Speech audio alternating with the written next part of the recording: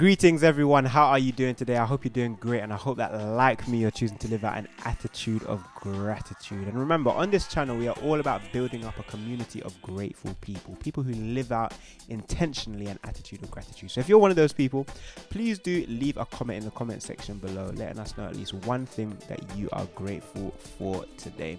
It's encouraging to see, so please do participate. So today, listen guys, I've got something new for you. In life, we all need a bit of help sometimes, and I've got some advice for you that I think might just change your life. Check it out. What I concluded after months of reflection and reading and introspection is that I value time exponentially more than I value any other non-living thing in this world. Now, consider this with me for a second. Between the ages of 22 when you graduate college and 65 when you retire, 43 years will pass.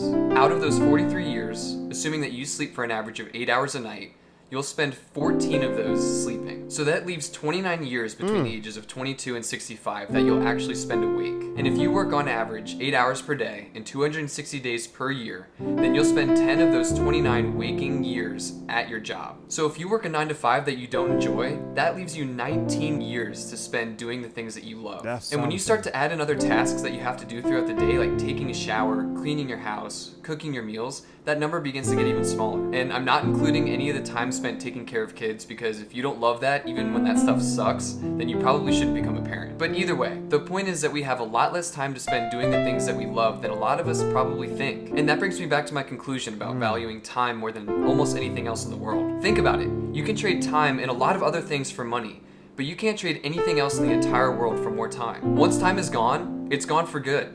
And the less you have of it, the more valuable it becomes. And right now, at this very moment, this is the youngest you'll ever be again in your entire life. I don't know about you, but that completely blew my mind when I started to think about it. Even 5 seconds ago when I just started that sentence, that was the youngest you were ever gonna be in your life. You'll never be that young again. And once I start to take that perspective, I know myself, and I know that when I'm older, I'll be haunted by the fact that I spent my very limited time doing anything other than the things that I absolutely loved, especially while I was young. There's a quote from Danish philosopher Soren Kierkegaard that says, "Life can only be understood backwards, but it must be lived forwards." And that is so true, but if you understand that, then you can try to make decisions now based on the perspective that you'll have in the future. So the way I like to do this, and I genuinely think everyone should practice this much more often, imagine you're 80 years old, you're drinking coffee in the morning, overlooking the ocean, and you're reflecting back on your life and thinking about what you would do differently if you had the chance. Now, from the perspective of your 80-year-old self, think about the situation that you're currently faced with. What would make 80-year-old you happy, and what would make 80-year-old you regretful? When you're old and gray and wrinkly, will you regret sticking with a job that you don't enjoy to make some money, rather than going out to pursue the things that you really enjoy that make you happy? Personally, I know that I would,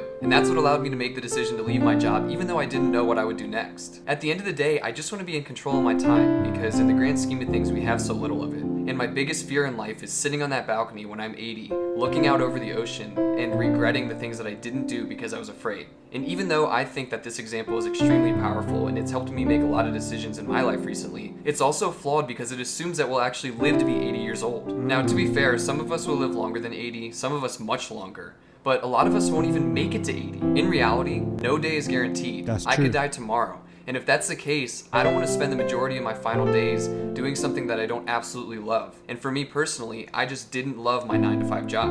In my personal opinion, that perspective is the most powerful way to make big decisions.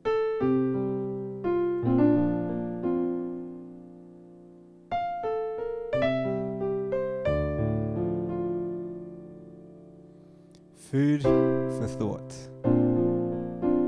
Thank you guys for watching the video. Don't forget, today and always, to live out an attitude of gratitude. Have a great day.